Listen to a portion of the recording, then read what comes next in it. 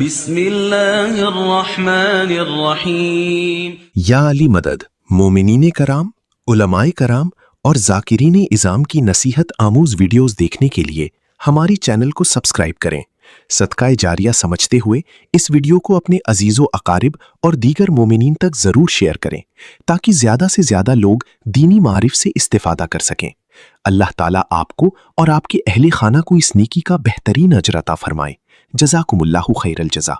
ان نفوس کو پاکیزہ کرنا ہے یہ کام۔ مومنین کرام، اطاعت کے نتیجے میں نفس کی جو خواہشات ہیں، جو خواہشات نفسانی، اچھا پھر یہ بحث بڑی دقیق ہے۔ نفس 4-5 قسم کے نفس ہیں: نفس لوامہ، نفس ملہمہ، نفس مطمئنہ۔ یہ جو 3 نفس ہیں یہ اچھے نفس ہیں۔ جب بات نفس کی ہوتی نا، خواہشات نفس کی ہوتی، مخالفت نفس کی ہوتی، تو اس نفس سے مراد نفس امارہ ہوتا ہے۔ نفس امارہ ہے جو انسان کو گناہوں کا حکم دیتا ہے، بدی کا حکم دیتا ہے، سرکشی کی طرف بلاتا ہے، اور اسی نفس امارہ کے حکم کو ہی خواہشات نفس سے تعبیر کیا جاتا ہے۔ اور وہ جو نفس کے ساتھ جہاد کرنا ہے وہ بھی اسی نفس امارہ کے خلاف جہاد کرنا ہے۔ اصل سرکشی کا جو منبع، سرکشی اور نافرمانی کا جو مرکز، وہ نفس امارہ ہے، یہ گناہوں پر رک سکتا ہے۔ اور اس کے خلاف مولا امیر المومنین علیہ السلام فرماتے ہیں مسلسل جہاد کر کے نفس کے خلاف اپنے نفس پر قابو پاؤ۔ یہ ایک آدھ دن کا عمل نہیں ہے، ایک آدھ مجلس سے آپ اپنے نفس پر قابو نہ پائیں گے۔ مولا امیر فرماتے ہیں ایک مسلسل جہاد ہے اس نفس امارہ کے خلاف، اور اس کے ذریعے اپنے نفس پر تم قابو پاؤ۔ صحابہ کرام کی جماعت جب ایک غزوہ سے لوٹے، بلکہ سریہ تھا، نبی پاک اس میں خود شریک نہیں تھے، جس میں سرکار خود شریک ہوں وہ غزوہ کہلاتا ہے، اور جس میں صرف صحابہ گئے، مسلمان گئے، وہ سریہ کہلاتا ہے۔ غزوات اور سرایا، ایک سریہ سے لوٹے، ایک میدان فتح کر کے لوٹے، نبی کریم نے فرمایا تم جہاد اصغر کر کے آ رہے ہو، ابھی جہاد اکبر باقی ہے۔ یا رسول اللہ، ابھی یہ جہاد اصغر تھا؟ تیر تلوار نیزوں سے لڑنا، مرنا اور زخم کھانا یہ جہاد اصغر ہے، تو جہاد اکبر کون سا ہے؟ سرکار نے فرمایا وہ نفس کے خلاف جہاد ہے، اور نفس کے خلاف جہاد یہ سب سے بڑا جہاد ہے، اور یہ جہاد مسلسل پوری زندگی یہ جہاد چاہیے۔ ایک لمحے کے لیے بھی یہ جو ائمہ کی دعائیں ہیں، ائمہ کی دعائیں، الہی لا تکلنی الی نفسی طرفۃ عین، یہ امام کی دعا ہے، اے اللہ ایک لمحے کے لیے، پلک جھپکنے کی دیر بھی مجھے میرے نفس کے حوالے نہ کرنا، اتنی دیر کے لیے بھی مجھے میرے نفس کے حوالے نہ کرنا، یہ نفس ہلاک کر دے گا۔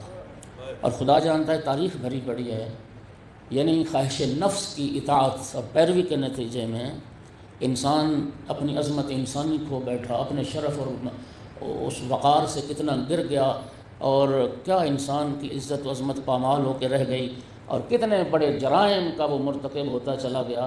اس لیے میرے محترم سامعین، خواہش نفس کے خلاف جہاد۔ مولا امیر المومنین علی ابن ابی طالب علیہ السلام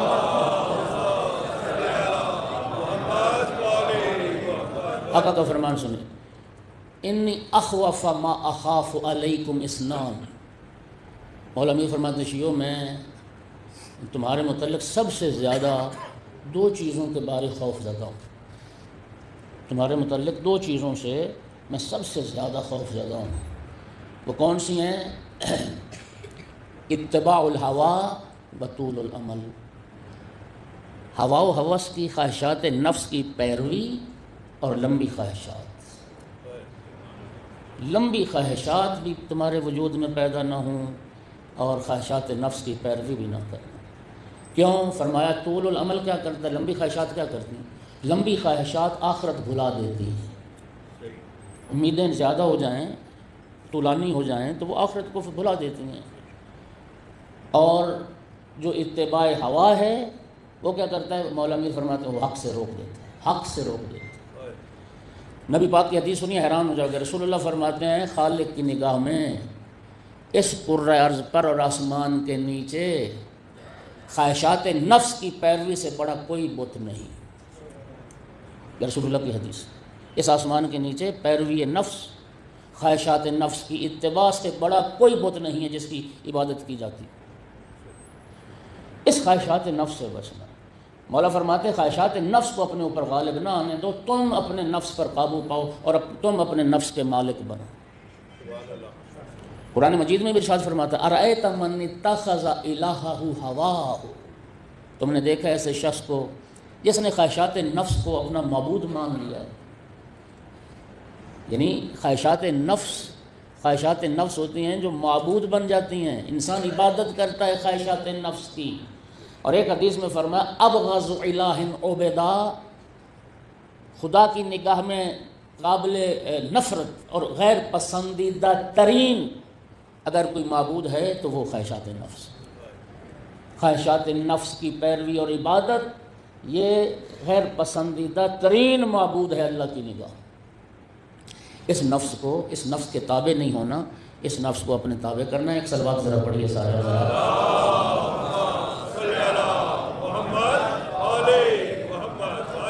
مومنین، عبادت جو حق بندگی ہے اور سب سے بڑا حق ہے اللہ کا عبادت، توجہ کیجیے۔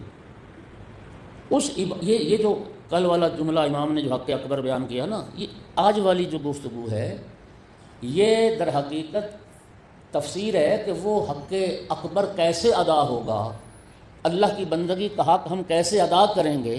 فرمایا وہ حق تبھی ادا ہو پائے گا جب تم اپنے نفس کے اور اعضاء و جوارح کے حق کو ادا کرو، جب تم اپنی جان کو اطاعت خدا پر آمادہ کرو گے اور عادت ڈالو گے تو پھر وہ حق بندگی جو حق اللہ اکبر ہے وہ ادا ہو۔ محاسبہ کرو اپنے نفس کا۔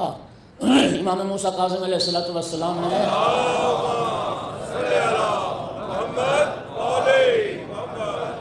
یہ ذرا حدیث دیکھی، فرمایا لیس منا من لم یحاسب نفسہ کل یوم، وہ ہم میں سے نہیں ہے جو ہر روز اپنے نفس کا محاسبہ نہیں کرتا۔ ہر روز جس طرح تاجر لوگ، کاروباری لوگ ہر روز حساب کرتے ہیں نا، آج اخراجات کیا ہیں اور انکم کیا ہے، امام فرماتے ہیں ہر روز محاسبہ کرو اپنے نفس کو، اپنے اس کٹہرے میں کھڑا کرو، آج پوچھو اطاعت خدا، اطاعت رسول، اطاعت امام کس قدر کی گئی اور معصیت اور نافرمانی کس قدر کی گئی، گناہ کتنے کیے میں۔ جو محاسبہ نہیں کرتا وہ ہم میں سے نہیں ہے۔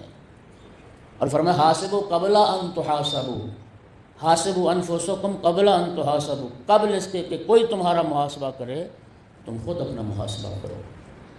اور اگر تم یہ دیکھو کہ آج میں نے نیکی کی ہے تو پھر اللہ سے دعا کرو اس نیکی میں اور اضافہ کرو، اور اگر گناہ کیا ہے تو پھر رب کریم سے معافی مانگو، اس رب کریم سے استغفار کرو، توبہ کرو، وہ اس لیے وہ معاف کرنے والا ہے۔ اور مومنین یاد رکھیے، میں حدیث کا ذمہ دار ہوں، معصوم نے فرمایا وہ عبادت، اچھا آپ پہلے یہ سن جملہ تاکہ آپ کو تھوڑا سا پہلے حیران کروں، یہ حدیث پڑھ رہا ہوں ذمہ داری سے۔ معصوم فرماتے ہیں کچھ عبادتوں سے گناہ بہتر ہوتے ہیں۔ حیران ہوئے نا؟ اب وضاحت کرتا ہوں۔ فرمایا وہ عبادت جو انسان کو مغرور اور متکبر بنا دے اس سے وہ گناہ بہتر ہے جس کے بعد انسان توبہ کر لے اور رب سے معافی مانگے۔ سبحان اللہ، سبحان اللہ۔ جو انسان کے وجود میں عاجزی لے آئے وہ بہتر ہے اس عبادت سے جس کے نتیجے میں انسان مغرور اور متکبر۔ محاسبہ کرو اپنے نفس کا۔ محجت البیضاء میں بھی ہے اور بحار الانوار میں بھی ہے اور بہت ساری کتابوں میں یہ روایت ہے۔ مجاشع نامی، مجاشع نبی پاک ایک صحابی تھا اور سرکار کی خدمت میں آیا۔ ایک صلوات پڑھو سارے حضرات۔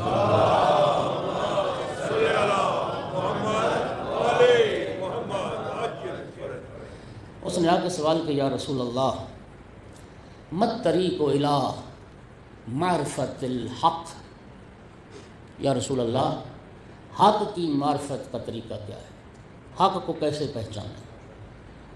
نبی کریم نے فرمایا معرفت حق کا طریقہ معرفت نفس، معرفت نفس۔ اور حدیث معروف آپ کو یاد ہے، من عرف نفسہ فقد عرف ربہ، خود شناسی خدا شناسی ہے، جس نے خود کو پہچان لیا اس نے خدا کو پہچان لیا۔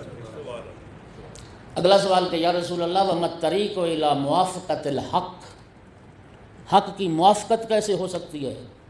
فرمایا مخالفت نفس کے ذریعے سے، نفس کی مخالفت کرو گے تو حق کی موافقت ہو جائے۔ اگلا سوال کیا یا رسول اللہ وما الطریق الی رضا الحق، حق کی رضا کے لیے کیا کریں؟ سرکار نے فرمایا سخط النفس، نفس کو ناراض کر لو حق راضی ہو جائے، حق کی رضا حاصل ہو جائے۔ یا رسول اللہ مطریق الی قرب الحق، یا رسول اللہ حق کا قرب پانے کا طریقہ کیا ہے؟ فرمایا تباعد عن النفس، نفس سے دور ہو جاؤ گے، حق کے قریب ہو جاؤ گے۔ توجہ ہو رہی ہے حضرات کرام؟ یا رسول اللہ ومطریق الی طاعت الحق، حق کی اطاعت کا طریقہ کیا ہے؟ فرمایا اسیان النفس، نفس کی نافرمانی کرو، حق کی اطاعت ہو جائے۔ عرض کی یا رسول اللہ میں مطریق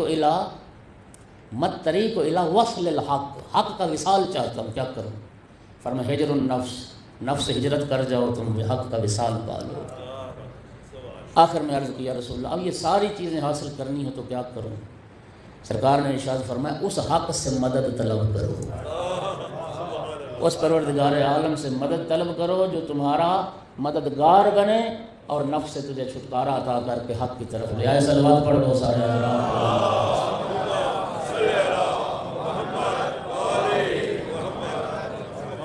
اصل میں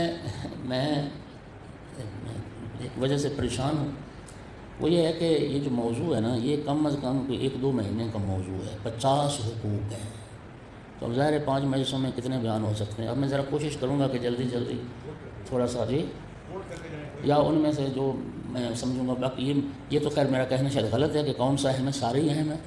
ایک امام نے بیان فرمایا تو اس میں اہم اور غیر اہم کی تو کوئی بات نہیں ہے، لیکن بہرحال اپنے اس وقت کے اندر جتنے میں بیان کر سکا انشاءاللہ کروں گا۔ امام علیہ السلام نے فرمایا فَتُوَدِّ إِلَىٰ لِسَانِكَ حَقَّهُ، تیری زبان کا بھی حق ہے تو وہ بھی ادا کر، تیرے کانوں کا بھی حق ہے تجھے وہ بھی ادا کرنا ہے، تیری آنکھوں کا بھی حق ہے تجھے وہ بھی ادا کرنا ہے، تیرے ہاتھوں کا بھی حق ہے، تیرے پاؤں کا بھی حق ہے، تیرے شکم کا بھی حق ہے، تیری شرمگاہ کا بھی حق ہے، اور یہ تمام حقوق ادا کرنے میں تو اللہ سے مدد طلب کر، اللہ تیرا مددگار بنے اور تو حق ادا کر۔ آئیے اب سب سے پہلے یہ زبان جو اللہ نے عطا کی، اس زبان کا کیا حق ہے؟ یہ زبان مجھ پر حق رکھتی ہے۔ وَأَمَّا حَقُّ اللِّسَانِ فَإِكْرَامُهُ عَنِ الْخَنَاءِ وَتَعْوِيضُهُ الْخَيْرِ وَحَمْلُهُ عَلَى الْأَدَابِ وَإِجْمَامُهُ إِلَّا لِمَوْضِعِ الْحَاجَةِ وَالْمَنْفَعَةِ لِلدِّينِ وَالدُّنْيَا۔ ماں فرماتے ہیں تیری زبان کا حق یہ ہے کہ اس کو نہ گالی گلوچ سے بچا، یہ زبان گالیاں دینے کے لیے نہیں ہے۔ وَتَعْوِيضُهُ الْخَيْرِ، اور اپنی زبان کو عادی بنا کہ اس زبان سے ہمیشہ کلمہ خیر ادا ہو، کلمہ خیر ادا ہو۔ وَإِجْمَامُهُ، اور زبان کو لگام دے کے رکھ، زبان کو روک کے رکھ۔ ویسے دیکھیے اللہ کریم نے نا 2 تالے تو پہلے لگائے ہوئے ہیں، ہاں جی، 2 ہونٹ اور پھر دانتوں کے اندر جبڑا 2، ان کے اندر زبان کو اللہ نے قید رکھا ہے، اور اس کا فلسفہ بھی یہی ہے کہ یہ دونوں تالے کھلیں گے تو زبان حرکت میں آئے گی، لہذا سوچ سمجھ کے اپنی زبان کو حرکت میں لاؤ۔ اللہ جانتا ہے زبان کا معاملہ بڑا اہم معاملہ ہے، خدا کی قسم ہم تو اس کو معمولی سمجھتے ہیں میرا بھائی۔ مولا علی فرماتے ہیں نہج البلاغہ میں، ذرا سنیے، فرماتے ہیں جرمہ صغیر و جرمہ کثیر، جرم حجم تو وزن تو اس زبان کا بڑا تھوڑا سا ہے، لیکن جرم اس کا بہت زیادہ ہے۔ جرم قلیل ہے لیکن جرم اس کا کثیر ہے، جرم اس کا بہت بڑا ہے۔ مومنین کرام مولا امیر فرماتے ہیں المرء نہج البلاغہ میں مخبوء تحت لسان، ہے انسان اپنی زبان کے نیچے چھپا ہوا ہے۔ نبی کریم کی حدیث پڑھی ہے، خدا کی قسم بندہ کانپ کر رہ جاتا ہے۔ رسول اللہ فرماتے ہیں جتنے انسانی بدن کے اعضاء ہیں سب سے زیادہ انسان عذاب میں مبتلا ہوگا زبان کے گناہوں کی وجہ سے۔ آپ کیا سمجھیں؟ زبان کے گناہ۔ محجت البیضاء میں ملا محسن فیض قاشانی نے 30 سے زیادہ گناہ زبان کے بیان فرمائے جو انسان زبان سے کرتا ہے، اور پھر علماء لکھتے ہیں وہ 30 گناہ وہ ہیں جن میں ڈائریکٹ زبان ملوث ہے، ورنہ بالواسطہ جن گناہوں میں زبان ملوث ہے ان کی تعداد تو بہت زیادہ ہے۔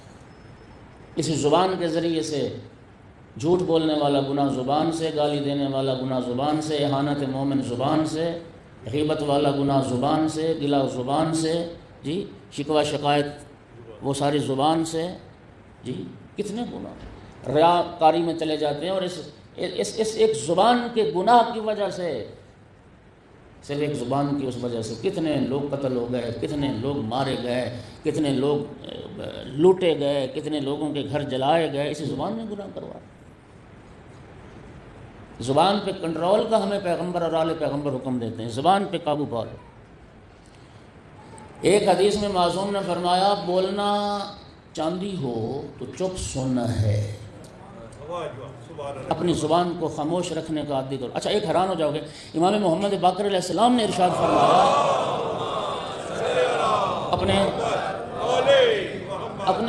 اپنے شیعوں کی صفات بیان کرتے ہوئے، ہمارے شیعہ کون ہوتے ہیں؟ 5 امام فرماتے ہیں ہمارے شیعہ وہ ہیں جو گونگے ہوتے ہیں،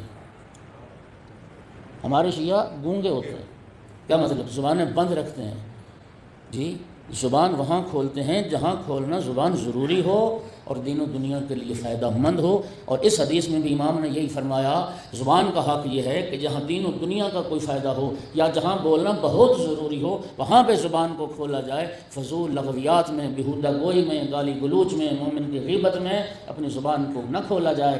اور خیر کا عادی بناؤ، تمہاری زبان ذکر خدا میں مشغول رہے، تمہاری زبان ذکر محمد و آل محمد میں مشغول رہے، تمہاری زبان تلاوت قرآن میں مصروف رہے، تمہاری زبان جو خیر کی عادی بنے، خیر کی عادی۔